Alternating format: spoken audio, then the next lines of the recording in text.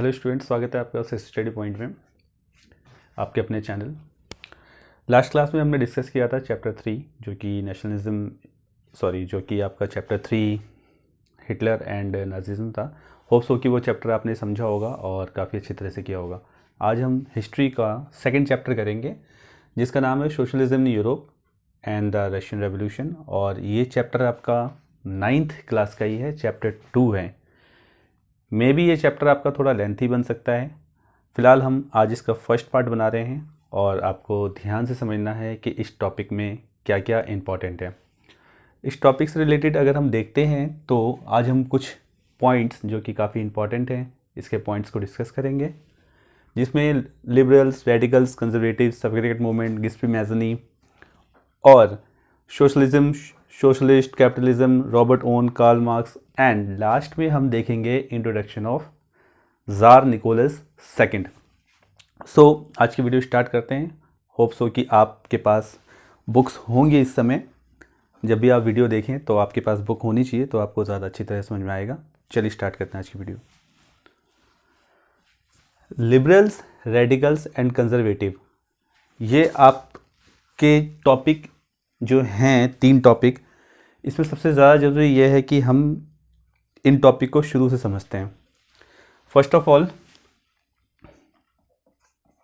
As we all of know that French Revolution 1789 में हुआ था, तो आपका जो चैप्टर बेस्ड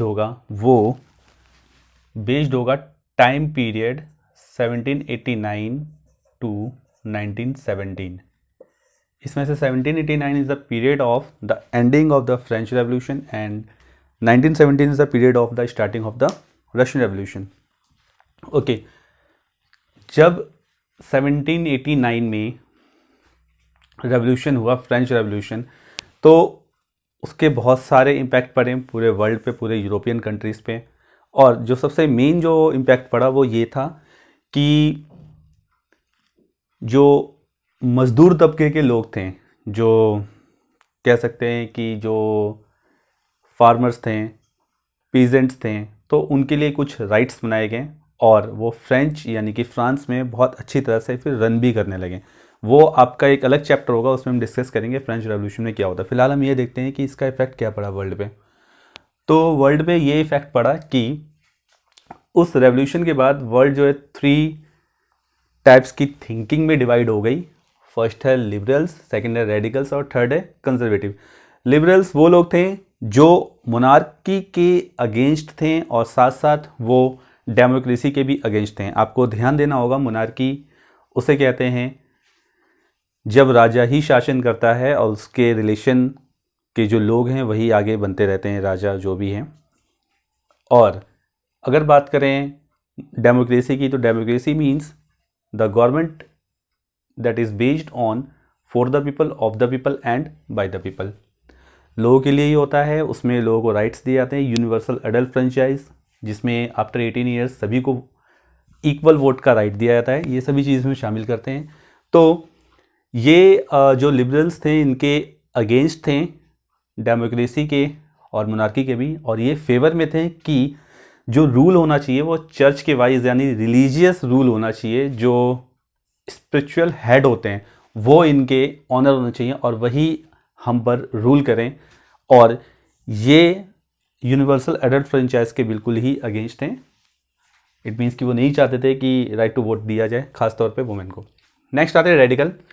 रेडिकल लोगों की ऐसी थिंकिंग थी कि वो डेमोक्रेसी चाहते थे और साथ में ये भी चाहते थे कि जो लैंड ऑनर्स हैं, पीजेंट्स वगैरह, जो सबसे बहुत छोटे ऐसे लोग हैं जिनके पास लैंड नहीं है और उनको लैंड ऑनर यानी कि जो कह सकते हैं जो ज़मींदार होते हैं उनके पास काम करना पड़ता है, तो वो इस चीज़ के अगेंस्ट थे कि प्राइवेट प्रॉपर्टी इतनी नहीं होनी चाहिए जिससे लोगों का शोषण हो। तो ये थे आपके रेडिकल, और radicals wanted to democracy in their country.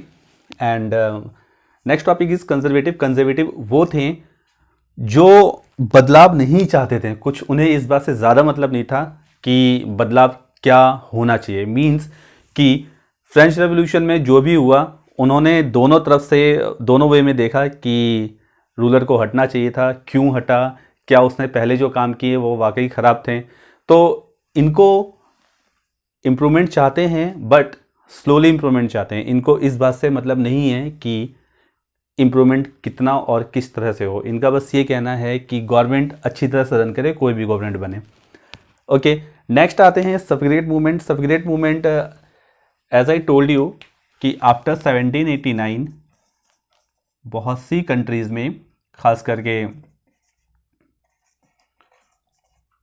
Europe की कंट्रीज में, ये डिमांड उठने लगी कि हमें भी राइट टू वोट चाहिए। तो एक ये मूवमेंट हुआ था जिसमें फीमेल्स को राइट टू वोट दिया गया था, जिसे सफिगरेट मूवमेंट कहते हैं। नेक्स्ट है गिस्पी मैज़नी। गिस्पी मैज़नी भी एक तरह से वैसे ही नेशनलिस्ट थे जो कि चाहते थे कि इनकी जो कंट्री है इटली, इसका यूनिफिकेशन हो, यानी कि जो डिवाइडेड हैं हर तरह से, अलग अलग स्टेट्स में, अलग अलग डिस्ट्रिक्ट में या अलग अलग काउंटी में जो डिवाइडेड हैं, तो वो चाहते थे कि सभी मिल के एक साथ काम करें और हमारी कंट्री का यूनिफिकेशन हो जाए। ये 1815 में इन्होंने अपनी ये थिंकिंग रखी थी।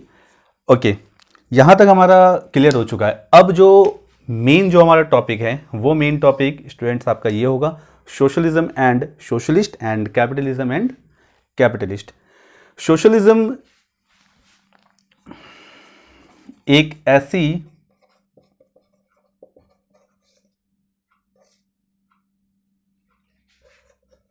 थिंकिंग है जिसमें फॉलोवर्स जो होते हैं वो चाहते हैं जो भी रूल्स बने, जो भी प्रॉपर्टी हो, कुछ भी ऐसी थिंग्स हो, वो अंडर गवर्नमेंट होनी चाहिए, निजी कुछ नहीं होना चाहिए, प्राइवेट कुछ नहीं होना चाहिए। बस वो ये चाहते हैं कि हर चीज़ सोसाइटी के वेलफेयर के लिए हो, ना कि किसी निजी हाथों में जाए। इसके अपोजिट में ये है capitalism and capitalist. As we know कि सोशलिज्म एक विचारधारा है, एक थिंकिंग है, और जो इसको फॉलो करते हैं they were known as socialist and they are also known as socialist, ये अभी भी हैं। कैपिटलिज्म एंड कैपिटलिस्ट जो है इसका अपोजिट होगा, ये प्राइवेट प्रॉपर्टी को बढ़ावा देते हैं,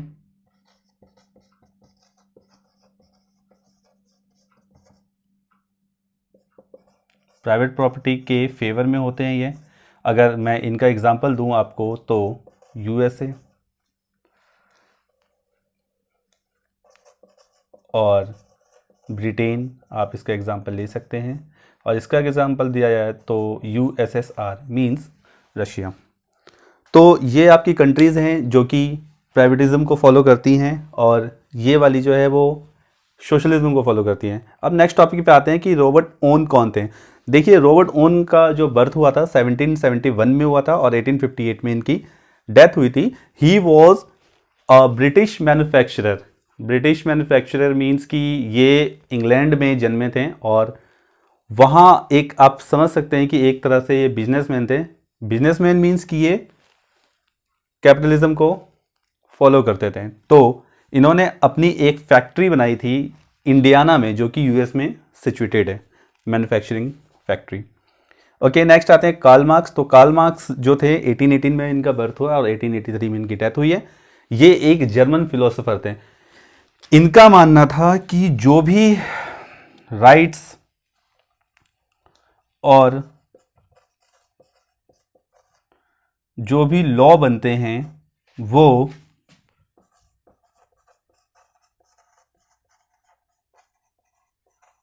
लेबर और वर्कर्स के लिए ज़रूर सोचना चाहिए उनमें कि वो क्या कर रहे हैं, उनके लिए इसमें स्पेशली क्या रखा है।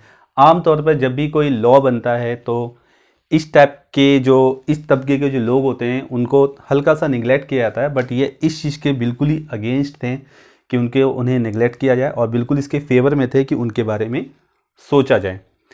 इनकी ये विचारधारा जो थी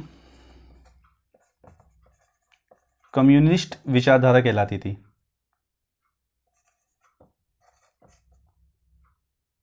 कम्युनिस्ट थिंकिंग आप लिख सकते हैं, जिसके थिंकिंग से ही इंस्पायर होके इंडिया में भी एक पार्टी है जिसे CPI कहते हैं। CPI means Communist Party of India. Okay, now we come to the our most important topic, that is name is introduction of Tsar. Tsar was a ruler of Russia who was ruling in Russia from 1914 to 1917. उससे पहले भी उसने rule किया है, but उस समय जो उसने अपने ऐसे कुछ लॉज, कुछ ऐसे कानून बनाए जिसकी वजह से वहाँ के लोग उसे नापसंद करने लगे, और उसके बाद ही रेवोल्यूशन हो गया। तो आज के टॉपिक में हम इतना ही करेंगे, क्योंकि इसके बाद ही इनका इंट्रोडक्शन होगा। आपका चैप्टर भी यही है, socialism in Europe and the Russian revolution. हमारा टॉपिक ये है कि हमें सोशलिज्म के बारे में जानना है, सोशलिज्म क्या होता है और रशियन रेवोल्यूशन की स्टार्टिंग कैसे हुई। तो एक बार हम रिवाइज कर लेते हैं। लिबरल्स उन्हें कहते हैं who were against monarchy but in favour of church and engage to women vote to right, and radicals और are known as who were against land owners and privatism but they wanted the democracy, वो democracy यानी लोकतंत्र चाहते थे।